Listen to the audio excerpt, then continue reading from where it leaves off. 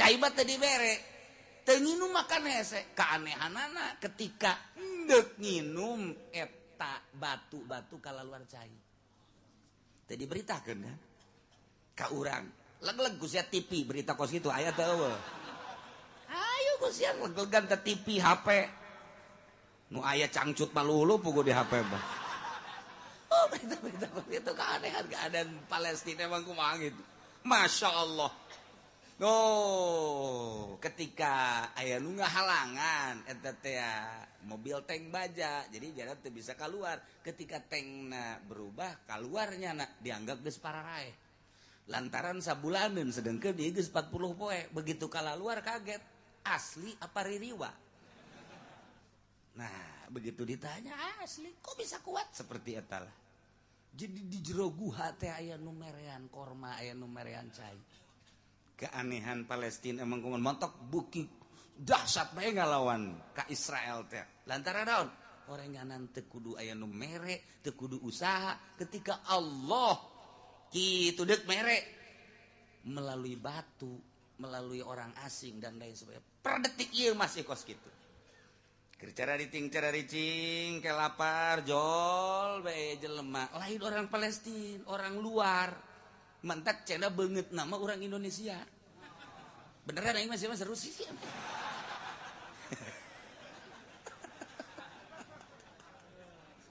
banget orang Indonesia rupana orang Indonesia pakaian orang Indonesia merean mantak di Palestina di ditu terkenal orang Indonesia. Orang Indonesia terkenal. Nah, orang Indonesia na orang mana? Teu nyaho ieu urang mana? Ieu urang Indonesia nu ngababagi korma. Nyana geus jauh nu bantah kayak urang Palestina ka dieu ge. Berarti kan teu sembarangan. Di ditu anu ngababagi korma, beungeutna ieu kos urang Indonesia. Nyana ngobrol meureun di ditu. Oh. Minan ente, di mana ente? Ternyata nyana teu bisa bahasa Arab. Saya mah ngaing meti kulon. Oh, kulon ya berarti. Asana ieu mah. Baduy ngaing-ngaing kieu mah meureun. Eueuh beritana seperti kieu eueuh beritana. Pernah aya nu merean roti segala rupa, sebelah sewang. Montak istimewa perang Palestina ku hari paling dahsyat. Terus serangan-seranganna luar biasa. Berita ke orang hanya separuh berita. Ternyata di itu aya orang Indonesia loba. Di Palestina orang Indonesia loba. Keur mejeunang deuk nembak kieu teh. Cek. Mencar gua aing nu nembakna. Isi orang mana? Allah ngomong kitu. Atuh teu ngartieun bade itu Arab ieu Sunda.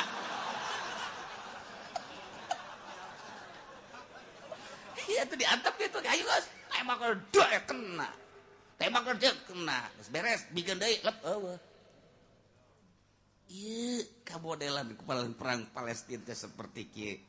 Nu batak Amerika kewalahan layeuna, senjata beak, tentara Israel ge beak dikirim ka ditu teu daek perang.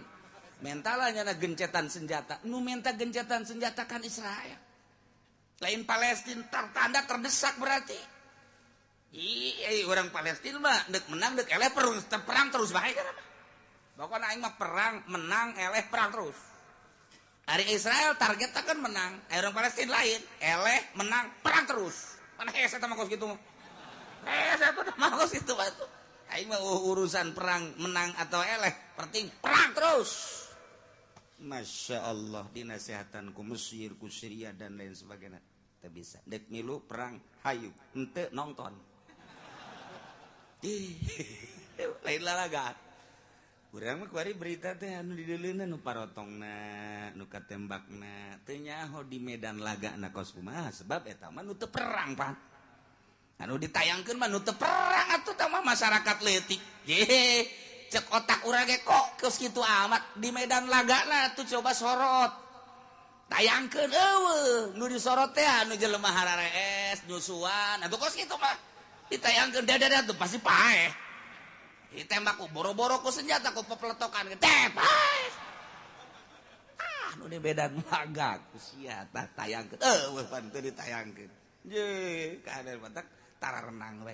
model segala ngarokok di Samsu menang di mana itu di Samsu lamun lain di Indonesia kan hese Indonesia tuh kayak gitu gantinya orang mana orang Indonesia ada tuh ya orang wallahu alam kos gitulah kejadian seputar perang Palestina mantap ke ulah kaget besin ke di dia anu dikirim ke Palestina ditunjuk ke kukulat berangkat ya ngan sasalaman mereka indung bapana nyahot balik deui bae geus pokona tapi loba yang nunggu daftar di sekolah siap ke CGI siap berani amat hutang gede jasa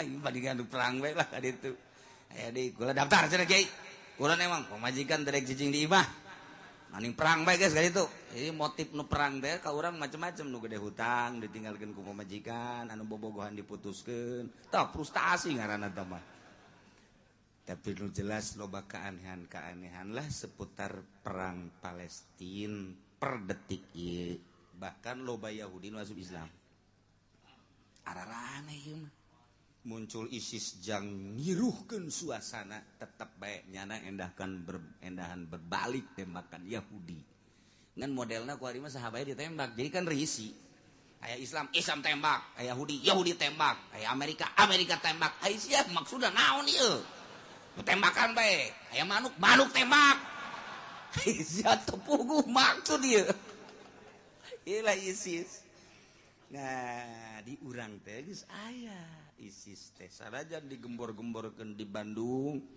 ketika ceramah di masjid jangan terpancing oleh isu ISIS terus di Jawa Tengah jangan terpancing oleh isu ISIS terus di Surabaya jangan terpancing oleh isu ISIS belum tentu ada kumaha kapan Abu Bakar Basir geus menyatakan ada berarti kan aya nah kuari keur digodog saha anu bakal bisa numpaskeun ieu ISIS nu geus aya di urang kuat jasa kayakinanana nah mantap kuari keur dipertimbangkeun andai kata Jokowi menang bisakah nyana numpaskeun ISIS seueur sia heran bangun teu percaya teh gitu andai kata Prabowo mampukah dia iyalah nu keur dipertimbangkeun terus jadi lain urusan kalah dan menang lantaran ieu pergolakan di Indonesia kaharep aya sababaraha anu ngarecokeun hiji kedua ieu bakal RRC milu di Indonesia lantaran Jokowi didukung oleh RRC berarti Cina mentek Cina 100% ngedukung Jokowi eueuh hiji-hiji acan Cina anu milih ka Prabowo di dieulah ditilihat cek ahli politik kok jadi kieu cilaka ieu bakal kaharep keur digodog lah kuat tenang kalem heula kalem emang kieu milu atuh aing mah milu di ditu di sawah itu penting nu mamana ge kuari bakal beat lantaran kaharepna pohara urang mah sakadar memperpanjang kontrak Amerika lah dan lain sebagainya lain eta tetapi kaharep geus kanyahoan bakal loba gerakan-gerakan saha nu bakal mampu sebab ieu peperangan berlanjut di ditu lamun terus di ditu milu Mesir milu Syria milu ka Palestina Turki milu didinyalah bakal milu sababaraha negara di antarana Indonesia ge luar biasa kan ka Palestina bakal milu nah ieu saha ke anu menjembatani mantap kuari nu boga pencak gara siapkeun pencakna jang naon kiai jang ka Palestina lain meupuhan bapa bae minimal malah rame ya urusan agak urang menceritakeun negara seperti gitulah encan perpolitikan perekonomianana perbudayaanana lamun urang nyaritakeun Inggris perang teh kan butuh biaya Israel ngabom Palestina butuh biaya sabaraha hiji bom biayana meuli bom ti mana tah eta teh anu ngabiayaan urang ketika orang belanja di Lipo kan eta teh boga Bill Clinton didinyalah dana dicokot per benda sabaraha persen dibawalah ke Amerika pakai ngebiayaan Israel nu dibunuhna Islam Palestina nu ngebiayaan anak urang ayus ya lebaran kamari kan baralanja Indomat teh teu bunga umar Amerika dua sekawan Amerika kula pernah dicaritakeun ka mana-mana kuari per satu benda aya jatah lah jang dua hiji kristenisasi pembuatan gereja di Indonesia nomor kedua di samping pabrik-pabrik eta Indomat nomor kedua dana tersebut dikirimlah ke Amerika untuk membiayai Palestina untuk biayai Israel orang mereka bulu kan lamun kos gitu satu sisi orang butuh balanya ke Indomat satu sisi orang di jerona kos gitu baheula mah aja pabrik-pabrik ya ikat ya engsel ya anu eta teh pan geus kanyahokeun di jero nate ya aya dana untuk kristenisasi nu digawena orang Islam jadi kumaha deui atuh memang kos gitulah perputaran perekonomian jeung perpolitikan pantak kuari anu paling ditinjau anu teu pula pilu sanu teu pula pilu salap di Irak aya salapi di Palestina aya salapi di Mekah sanajan Wahabi ge aya salapi nu baheula mah Said Maliki terkenal ku ari putrana Said Abdullah kemudian di unggal negara salapi teh aya bae nah paling loba salapi teh di